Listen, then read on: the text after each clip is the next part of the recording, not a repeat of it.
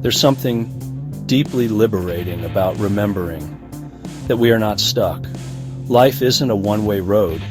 It's more like a sailboat on open waters, sometimes calm, sometimes choppy, and always moving. And just like a good sailor, it's up to us to keep an eye on the direction we're headed and make adjustments when the winds shift. Welcome to Be One with me as we journey together to be the best we can. The idea that we're the captain of our own ship isn't just motivational fluff. It's a powerful reminder that no matter where we've drifted, we have the authority to change course. We can adjust the sails, we can redirect our focus, and often it doesn't take an overhaul, just a small, intentional shift in how we're moving. It's easy to get caught in autopilot, going through the motions day after day without checking if those motions are still serving our growth. Think about your current rhythm, your mornings, your routines, your relationships, your spiritual practices. Are they fueling your well-being, or are they draining you? When's the last time you paused long enough to ask, is this actually working for me anymore? That one question can become a lifeline. It invites presence.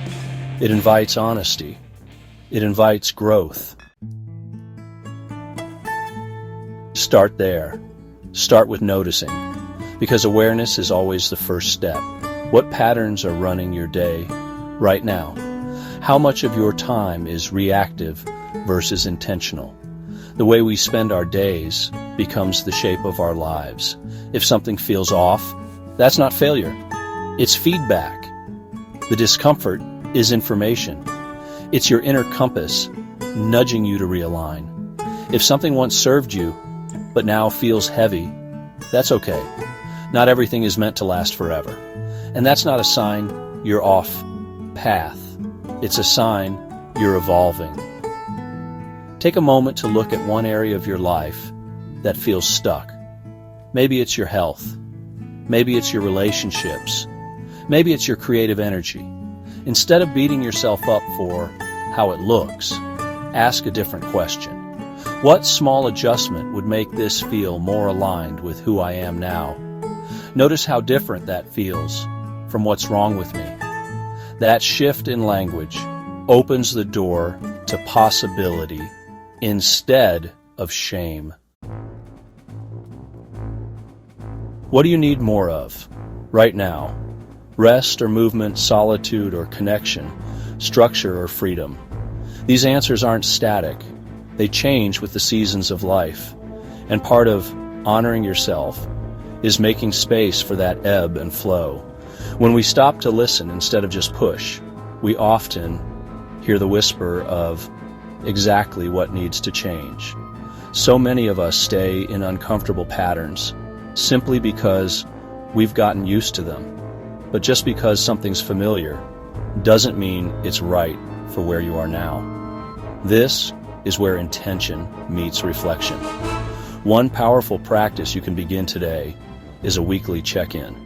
Carve out 10 minutes at the end of each week to ask yourself, what went well this week? What didn't? What do I want to shift next week? Keep it simple. The goal isn't perfection, it's progression. Over time, these micro adjustments become major realignments. You don't need to burn it all down to start fresh. Sometimes, a 2-degree shift is all it takes to set you on a completely different trajectory over time. Let's say you've been trying to build a healthier lifestyle. Maybe you've committed to a certain diet or workout routine, but you're tired. You're dreading the process. Instead of quitting or forcing it, pause and ask, what could I shift that would make this more joyful, more sustainable? Maybe it's switching up your meals. Maybe it's moving your body in a way that feels fun instead of forced. When you allow space for joy, consistency follows, and joy is often the fuel that gets us where willpower can't. Or maybe it's your spiritual practice. You've been meditating, journaling, going to classes, but lately it feels more like a chore than a connection. That's not a failure. That's a sign. Ask yourself, what part of my practice needs to evolve to meet who I am today? Maybe you need more nature time. Maybe your inner world is calling for movement instead of stillness. Trust your intuition. It's guiding you toward what's next. Even in our relationships, taking stock is, really vital. We grow, others grow, and sometimes the dynamics that once felt nurturing begin to feel, strained. This isn't about blame, it's about honesty. Ask yourself, am I showing up authentically in this relationship? And is this connection nourishing or draining me lately? These questions take courage, but the answers lead to deeper, more honest relationships, whether that means recommitting, reworking, or releasing them with love. Sometimes the thing that needs adjusting isn't external at all. It's the pressure we place on ourselves to have it all figured out. So, just take a deep breath right now and ask, where am I being too hard on myself? We don't always need to push harder. Sometimes the breakthrough comes from softening, from letting go of the need to prove, to fix, to control. There is deep power in pausing and choosing again from a place of clarity and grace. And speaking of grace, don't forget to celebrate what is working. We get so focused on what needs to change that we forget to honor the progress we've already made. What have you shifted in the last year that you're proud of? What mindset did you let go of? What boundary did you set? What courage did you call on, even if things didn't go perfectly? These wins matter. They're part of your becoming. Use reflection not as a weapon, but as a compass. If something's not working, that doesn't mean you're broken. It means you're paying attention. And that awareness is gold. That awareness is growth. Because the truth is, course correction is a constant in every meaningful journey. Ships don't sail in a straight line. They tack and shift, reading the wind, staying focused on the destination, while adapting to the moment. So, here's a practice you can try. Every morning, before your day begins, take 60 seconds to ask, what energy do I want to bring to this day? Then, at night, ask yourself, what energy did I actually bring? This isn't about guilt, it's about awareness. Over time, this practice helps you align your intention with your action. And that's where the magic happens. Another exercise, choose one part of your life to observe for the next 7 days. Just observe, no judgment, no pressure to change anything right away. Maybe it's your eating habits, maybe it's how you speak to your partner, maybe it's the way you treat your time. Keep a simple log or journal. What do you notice? What patterns emerge? What surprises you? Awareness precedes adjustment. Always. Here's something else to reflect on. What areas of your life have you been tolerating instead of transforming? And why? What's the fear that arises when you think about making a shift?